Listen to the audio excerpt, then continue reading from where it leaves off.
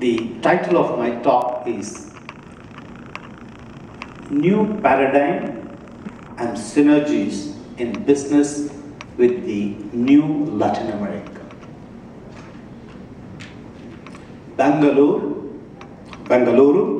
and Karnataka, they have taken leadership in this new innovative approach to do business with the new Latin America. I'll give you an example. There was a young man from Bangalore called Belliyappa. He went to US to do his master's in electronics engineering. Then afterwards his professor told him, you go to Latin America, there is new market, there is business there. So he went to Argentina and he saw all the pretty girls there. And he forgot about business. Or he wanted to start a business where he can meet the pretty girls. So he went into a new business, started an Indian restaurant called Tandoor. So every time you would meet a new girl, you would ask, would you like to try Indian food? And today he's flourishing in Argentina, and he's looking at other businesses, and he's married to a Colombian girl. So this is what I call as the risk of doing business with Latin America. The risk of doing business with Latin America is falling in love.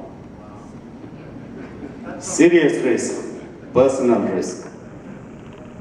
But let me give you two serious examples of this new paradigm.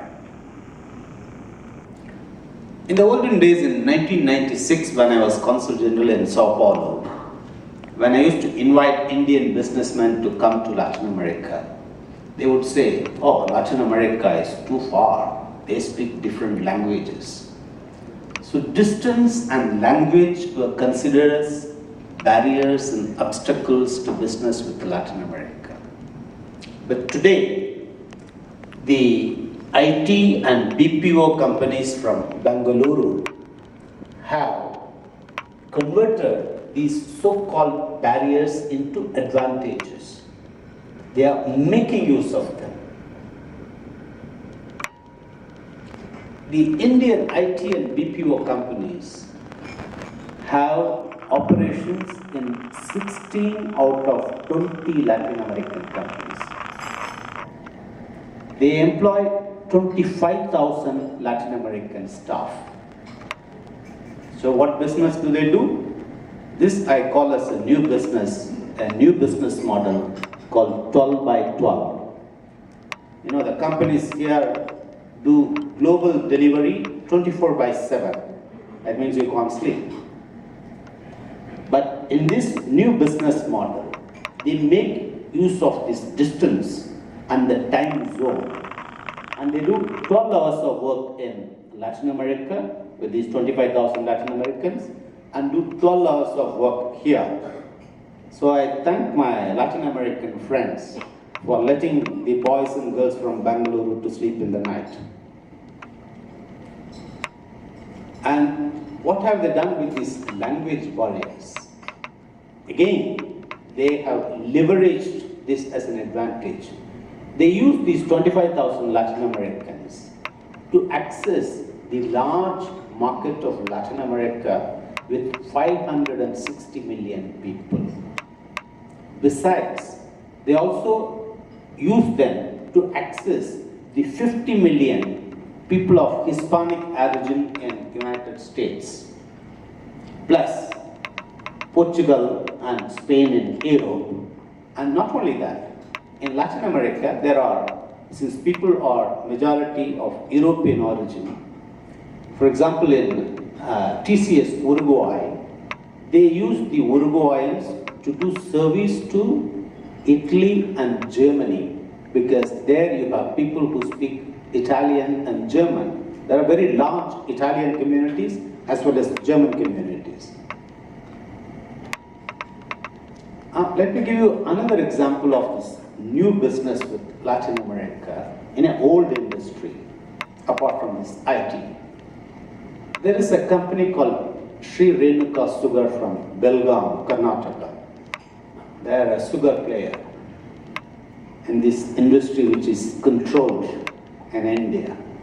So when they wanted to go to Latin America, people with conventional wisdom, they discouraged them. They said, don't go to Brazil, you should be crazy. Because Brazil is a leader in world sugar production. And the Brazilian sugar industry is dominated by the Brazilian sugar barons, traditional families. So you can't survive there. But then these people from Karnataka with their new and innovative and unconventional approach, they said, yes, we'll bet on Brazil. They went there in 2010. They have invested $500 million. They have 4 sugar mills, ethanol plants, cogeneration plants of 235 megawatts. And they have discovered a new synergy between Brazil, the largest exporter of sugar in the world, and India, the largest consumer of sugar in the world. And every 3-4 years, we get into cyclical shortages. Like in 2008-9, we imported over $2 billion worth of sugar, and it came from Brazil. And they import raw sugar from Brazil every year. Every year. This year they already imported about $800 million. They import the raw sugar from Brazil, process it in Haldia and Kandla, and export the refined sugar to Asia, Africa, and Middle East. So this is the new paradigm of business. Now, let me also give you 2 examples of how the Latin American entrepreneurs, they also use this unconventional approach to do business with India. There was a Brazilian woman called Cecilia, I used to know. She had worked in a shop owned by an Indian called Malhotra in London. The inevitable happened. The guy fell in love with her and she took him to Sao Paulo. And using this Indian connection, she wanted to do business with India. She imported henna powder, henna products, marketed, and it was successful. And then she started importing raw materials instead of finished products from India, processed it, and sold it in her own brand called Surya Henna. She sold it in Brazil, the rest of Latin America, started exporting to US, and she developed a business of $20 million. And then she did the unthinkable one. She started exporting henna products to India. She does a business of more than $1 million. And she has a plan. She wants to set up a plant in India to make Surya Henna branded products for exports to other countries in the region. There is a company from Peru called Ahe. They have a bottling plant to make cola drinks in Maharashtra. Well, the Indian companies had surrendered and sold out to Pepsi Cola and Coca-Cola. But here comes a Peruvian company, Ahe, which bets on cola drinks in India. So this is what I call new entrepreneurship of the new Latin Americans. Let me say something about the new synergies between this new India and the new Latin America. So when we talk about business, I'm not talking about one night stand, just doing one deal, one export and forgetting about it. The old timers, the old economists, they had these theories about dependence, and they said India and Latin America, they don't have complementarities and synergies. They are competitors for the same markets of US and Europe. That is old thinking. Now we have discovered new synergies, new complementarities between the 2 new regions. Latin America contributes to 3 things for India. to energy security, food security, and industrial and economic growth. Today, we import over 300,000 barrels of crude oil from Venezuela, Mexico, Brazil, Colombia, and Ecuador. India will keep importing crude oil in the long term, and Latin America has the capacity to supply 10% more, and plus they have the capacity to produce more. Brazil has discovered huge reserves. In addition to this conventional oil, there are also shale gas and oil in Argentina, which has the third largest reserves in the world, Mexico, and Brazil. So you can count on Latin America as a source for our energy security in the long term. Food security. We import every year $2 billion worth of edible oil, soya and sunflower oil. We have perpetual shortage. We import about 8 million tons every year. Of course, mostly palm oil. Now, in India, as demand grows every year, as the population grows, the domestic production will not be able to fulfill the demand in the long term. No way. We are losing land, agricultural land, to residential buildings, commercial purposes, and industries. And we have problem of water. And in South America, particularly in Mercosur, they have almost 200 million hectares of surplus land they can bring in for agriculture. And they have abundance of water. And they have the best agricultural technologies, innovation, and best practices. Like you people in Bangalore, you have BPO. In Argentina, they have innovated something called APO, Agriculture Process Outsourcing. In addition to these edible oils, Latin America has also become a new source of pulses, and of course, wheat and sugar whenever we have shortage. So there is this complementarity for our food security in the long term. And thirdly, Latin America is a source of minerals.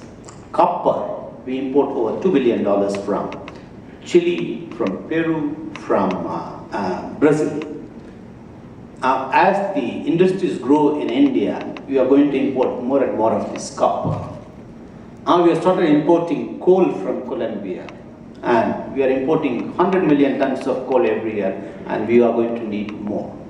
But in addition, you can also import iron ore, you can import emeralds from Colombia, precious stones from Brazil, gold from Peru. So minerals are going to be the third source for India from Latin America. And what does India give to Latin America in this give and take, win-win, synergy and complementarity? India contributes to the health security. India contributes to the industrial growth and human resource development of Latin America. In Latin America, millions of poor people, lower middle class people, are able to afford medicines because of the entry of low-cost generic medicines from India. That is why the Latin American governments have welcomed and encouraged the entry of Indian pharmaceutical companies to lower the cost of healthcare for themselves as well as for the consumers. Like in Brazil, they have a unique system of free HIV/AIDS treatment spending $400 million.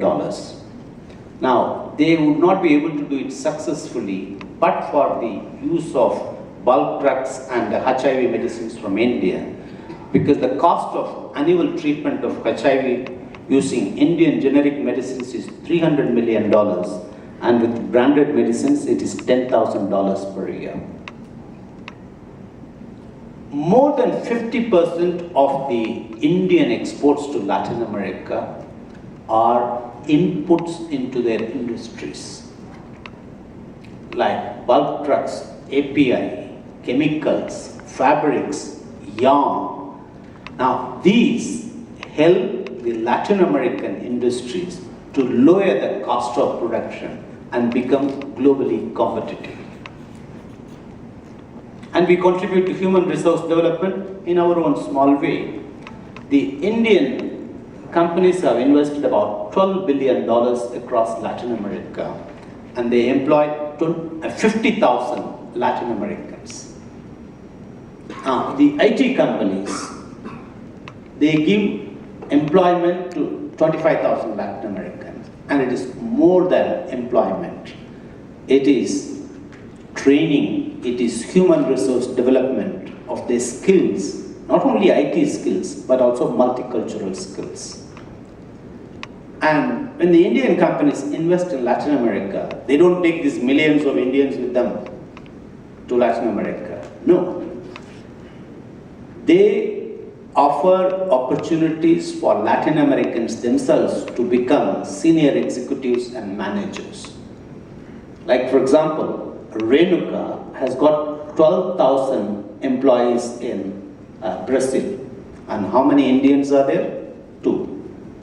They are middle managers. Aegis, AEGIS, which is a BPO company of SR Group, they have got 5,000 staff in Argentina. How many Indians they have? None. So that is the contribution to human resource development. But apart from this synergy and complementarity in business, I see a synergy and complementarity in culture too. Give and take, mutual enrichment and value addition. What does India give to Latin America? We give food for their soul. The Latin Americans admire Indian culture, philosophy, and there are thousands of Latin Americans who practice yoga, meditation, and there are thousands of followers of Sai Baba, Ravi Shankar, Brahma Kumaris, Radha Swamis. And again, they do it in an innovative way. For example, there is a nightclub in Argentina which is different from all the nightclubs in the world, because there they sing Sanskrit songs. There is a band called Yoga Rave. All the songs are Sanskrit songs, but in the style of pop, rock, hip hop, and reggae. And you have these 700 young Argentine teenagers. They dance and enjoy the music, but there is a vital difference. There is no alcohol, the food is vegetarian, and there is no smoking, no drugs, no nothing. It should be the only nightclub in the world. Yoga Rave. And what do the Latin Americans give to India in culture? Something very valuable. I know our friends, the businessmen in India, and generally in India, we have this work is worship 24/7. We don't do justice to ourselves. That is where the Latin Americans teach us how to enjoy life, how to have balance in life. And they teach us the Latin American philosophy of life. What is this philosophy? There is a pop song from Argentina. It's called Celebra la vida, segundo a segundo, nada se guarda, todo se brinda. It means celebrate life, second to second. Don't hold anything, give out everything, get the best out of life. So that is what the Indians get from Latin America. Now let me say a few words about this, what I call as the new Latin America. The new Latin America is fundamentally different from what was known 2 decades back, the old Latin America. The new Latin America has changed, transformed fundamentally, politically, economically, and culturally. Politically, democracy has taken very strong roots. Now the democratic governments have found their own model of governance, their own growth model, which is called as the Brasilia consensus, which is a pragmatic equilibrium between pro-poor and pro-business policies. With this, they have brought up about 50 million people out of poverty line in the last decade. And this extra addition to the large middle class is not only a market for you, they have become stakeholders in the long-term stability of democracy of Latin America. Economically, the region has overcome the so-called curses of the past: inflation, external debt, volatility of foreign exchange. The debt is under total control. The ratio of external debt to GDP in Latin America is 28%. In the case of Spain and UK, it is 87%. In the case of USA, it is 100%. Inflation has been in single digit, much less than in India, around 6%. And the Latin Americans the policy makers are much more disciplined than the Indians, the British, and the Americans. The overall fiscal deficit of Latin America in 2011 was 0.3%. In India, it's 5%. In UK, it is 7%. In US, it is 8%. So this is the new Latin America with a new market and with a new mindset. I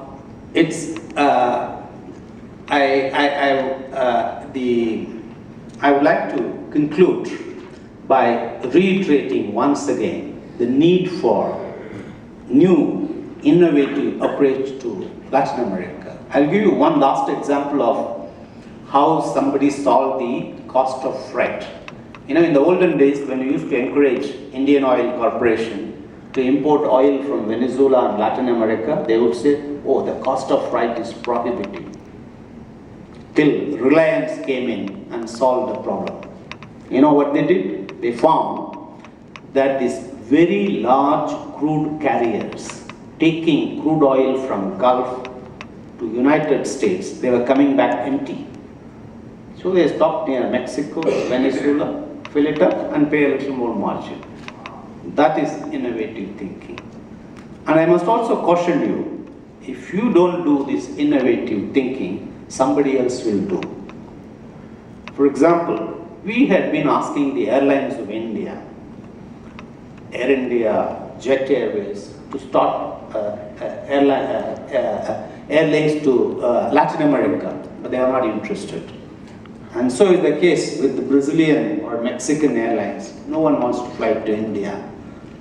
And you see who has done the innovative thinking? Emirates, Qatar Airlines, now Etihad. Today, the best and the shortest way to go to Latin America is through Dubai, through Qatar, and soon Abu Dhabi. So I would like to encourage and invite the businessmen and entrepreneurs from here, please visit Latin America. Apart from getting business and orders, you will come back happier and younger. Thank you.